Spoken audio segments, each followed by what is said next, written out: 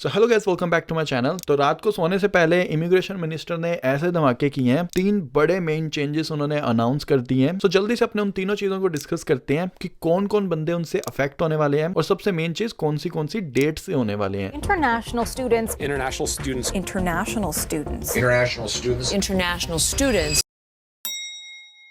तो तीनों चीजें होने के पीछे ना अलग अलग 3 रीजंस थे। सबसे पहली चीज, कनाडा के अंदर हाउसिंग क्राइसिस, आपको पता है लोगों के पास रहने की जगह ही नहीं थी। उसके बाद अगर अपने बात करें ना, अनस्किल्ड स्टूडेंट्स की यहाँ पे पॉपुलेशन बहुत ज्यादा बढ़ रही थी। फॉर एग्जांपल, कोई बंदा 12th करके अगर कनाडा आ रहा है, उसके पास ना तो कोई स्किल सेट है और ना ही कोई एजुकेशन ले रहा है यहाँ आने के बाद। So basically those people are stuck with minimum wage job for the rest of their lives, और कनाडा की इकोनॉमी में भी वो कुछ ज्यादा फिर कंट्रीब्यूट कर नहीं पाते। और उसके अलावा तीसरी चीज जो उन्होंने करी है, वो जो स्कैम मैरिजेस होती हैं उसको टैकल करने के लिए भी एक नया लॉ उन्होंने पास किया है, बट उससे बहुत से जेन्युइन लोग भी परेशान होने वाले हैं। सो भाई तीनों चेंजेस के बारे में बात करते हैं। सबसे पहले, अभी से ही 2024 के अंदर इन्होंने कैपिंग लगा दी है, 3,60,000 के अराउंड ही बस ये स्टडी परमिट देने वाले हैं। और अगर अपने बात करें प्रीवियस कुछ ईयर्स की, आप स्क्रीन पे भी स्टैट देख सकते हो। कोविड में एक बार ग्राफ नीचे आया था, बट 2022 के अंदर 8 लाख से भी ज्यादा बच्चों के पास स्टडी परमिट था, और अभी के जो एक्चुअल फिगर्स हैं वो 1 मिलियन से भी ऊपर हैं। और साथ में अगर अपने बात करें 2023 के अंदर 5 लाख से भी ज्यादा स्टडी परमिट इन्होंने बांटे हैं स्टूडेंट्स को। तो इसीलिए इस साल से ये कैपिंग लगाने जा रही हैं कि 3,60,000 से ज्यादा स्टडी परमिट नहीं देंगे इस साल भी और अगले साल भी। और कुछ प्रोविंसेस इससे ज्यादा अफेक्ट होने वाली है। फॉर एग्जांपल, ओंटारियो को इन्होंने स्पेसिफाई भी किया था, ओंटारियो के अंदर ये 50% तक कटिंग करने वाले हैं। तो इससे आपको ये इंपैक्ट भी देखने को मिल सकता है कि कुछ पर्टिकुलर प्रोविंसेस के अंदर आपकी जो स्टडी परमिट सक्सेस रेट होगी वो थोड़ी ज्यादा देखने को मिल सकती है, और कुछ प्रोविंसेस के अंदर कम। वो चीजें हमें आगे आने वाले कुछ मंथ्स में क्लियर हो जाएंगी। बट साथ में ही बात करते हैं कि कौन कौन से लोग इस रूल से इंपैक्ट नहीं होने वाले। तो भाई जितने भी बच्चे हैं जो मास्टर्स करने आ रहे हैं या फिर डॉक्टरल डिग्री करने आ रहे हैं, तो वो इस नए रूल से अफेक्ट नहीं होने वाले, और साथ में ही एलिमेंट्री और सेकेंडरी इंस्टीट्यूशन वाले भी। सो भाई अब अपने बढ़ते हैं नेक्स्ट चेंज के ऊपर, जो कि प्रोग्राम इनका बिल्कुल आउट ऑफ कंट्रोल जा चुका था। सो आपने मैंने ये चीज खूब सुनी होगी कि बहुत से लोगों का मोटिव पढ़ना होता ही नहीं है। बहुत से लोग स्टडी के बहाने से कनाडा आ जाते हैं, आके या तो पढ़ाई करते नहीं है या बिल्कुल ही छोड़ देते हैं। और साथ में बहुत सारे कॉलेजेस भी इस चीज का फायदा उठाते हैं, स्टूडेंट्स को गलत ड्रीम्स दिखा के, स्टूडेंट्स को सारी चीजें ढंग से क्लियर ना करके सिर्फ 2 कमरे के इंस्टीट्यूट्स में यहाँ पे बुला लेते हैं, और बच्चे फिर यहाँ आके देखते हैं कि भाई हमने तो सोचा था बड़ा कैंपस होगा, अच्छी पढ़ाई होगी, और वैसा कुछ फिर इन्हें यहाँ पे आके देखने को मिलता नहीं था। सो बहुत सा कंफ्यूजन भी चल रहा है इसके रिगार्डिंग। अभी तक की जो रिपोर्ट है आप गवर्नमेंट के ऑफिशियल वेबसाइट पे भी देख सकते हो। इट डजंट मैटर आपने कभी भी अप्लाई करा हो, बट अगर आपका प्रोग्राम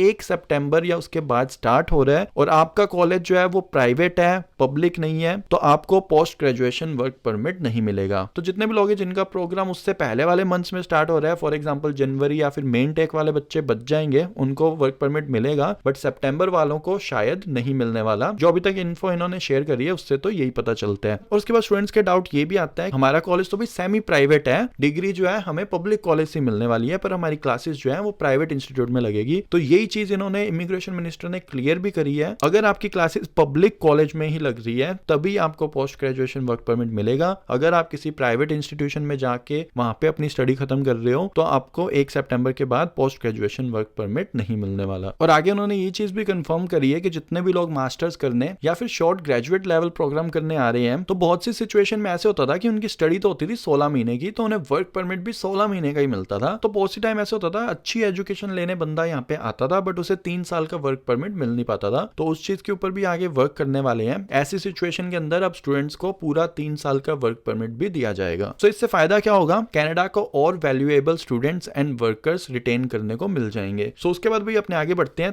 थर्ड बड़े चेंज के बारे में बात करते हैं, जिससे कि बहुत सारे लोग अफेक्ट होने वाले हैं। आप मैरिड होते हो तो आप अपने स्पाउस को, अपने पार्टनर को पीछे नहीं छोड़ के आ सकते। सो जितने भी स्टूडेंट्स हैं जो अब कॉलेज में पढ़ाई करने आ रहे हैं, तो वो भाई अब अपने स्पाउस को ओपन वर्क परमिट पे नहीं बुला सकते। आई गेस विजिटर वीजा से आप स्टिल उन्हें यहाँ पे बुला सकते हो, बट ओपन वर्क परमिट इन्होंने देना अब बंद कर देना है। और इस चीज की डेट के रिगार्डिंग भी इन्होंने अभी क्लैरिफाई नहीं किया है, क्योंकि प्राइवेट कॉलेज वाला सीन इन्होंने 1 सितंबर से स्टार्ट करना है, और कैपिंग वाला तो ऑलरेडी कर चुके हैं, बट स्पाउस वाले इस रूल को ये अपकमिंग कुछ वीक्स में अप्लाई करने वाले हैं। सो आई गेस अभी जितनी फाइल्स इनके पास गई हुई हैं वो तो ये प्रोसेस करेंगे, बट आफ्टर सम टाइम हमें ऑफिशियल IRCC की वेबसाइट पे मिल जाएगा कि किस डेट के बाद की फाइल्स ये प्रोसेस अब आगे नहीं करने वाले। सो बहुत से लोग कह रहे हैं इससे जो स्कैम होते हैं वो भी कम हो जाएंगे। फॉर एग्जाम्पल एग्जांपल बहुत सी स्कैम मैरिजेस भी हमने देखा है कि होती है, जिसके अंदर एक पर्सन को पहले कनाडा भेज दिया जाता है, फिर उसके बाद दूसरा पर्सन जो उसका फेक पार्टनर होता है उसको भी कनाडा के अंदर एंट्री मिल जाती है। तो क्या पता इस तरीके के केसेस को टैकल करने के लिए ये रूल भी इन्होंने लॉन्च किया हो, बट ओवरऑल बहुत से ऐसे जेन्युइन पर्संस भी हैं, जेन्युइन स्टूडेंट्स भी हैं, जेन्युइन कपल्स भी हैं जो इस रूल से बहुत ज्यादा अफेक्ट होने वाले हैं। सो अब अपने बढ़ते हैं भाई डाउट्स के ऊपर। तो लास्ट वीडियो के अंदर ना 2-3 कमेंट्स आए थे, उसके ऊपर अपने बात करते हैं। पहली चीज, स्टूडेंट्स ये पूछ रहे हैं कि हम चेक कैसे करें कि जिस कॉलेज में हम अप्लाई करने वाले हैं वो पब्लिक है, प्राइवेट है या सेमी पब्लिक है। सो गाइस बहुत ईजी है,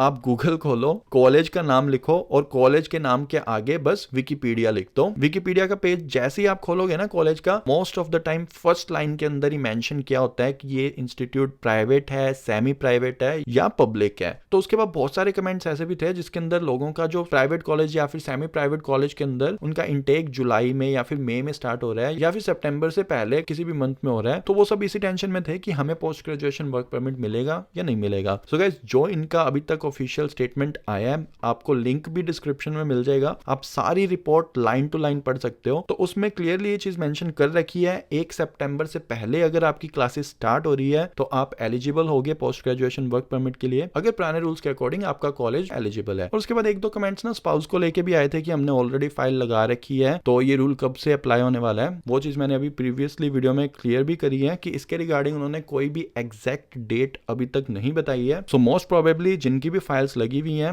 उनके सबके स्पाउसल वीजा आ जाएंगे। मेरा कैसे यही है कि पर्टिकुलर ये ऑफिशियल वेबसाइट पे एक डेट एक टाइम मेंशन करेंगे कि इस डेट इस टाइम तक की जितनी भी फाइल्स थी हम प्रोसेस कर रहे हैं, इसके बाद वाली हम नहीं करने वाले। तो ये सारा कुछ अभी इस टाइम न्यूज चैनलों पे चल रहा है हर जगह। तो अब आप लोगों के क्या थॉट्स चल रहे हैं वो आप कमेंट सेक्शन में जरूर बताना, हो सके एक दूसरे की हेल्प भी जरूर करना। सो ठीक है, फिर वीडियो अगर आपको इन्फॉर्मेटिव लगी है तो लाइक जरूर कर देना और आने वाली बाकी वीडियोस आप मिस ना कर दो, उसके लिए चैनल को जरूर सब्सक्राइब कर लें। अपने मिलते हैं नेक्स्ट वीडियो में, तब तक के लिए good bye and take care.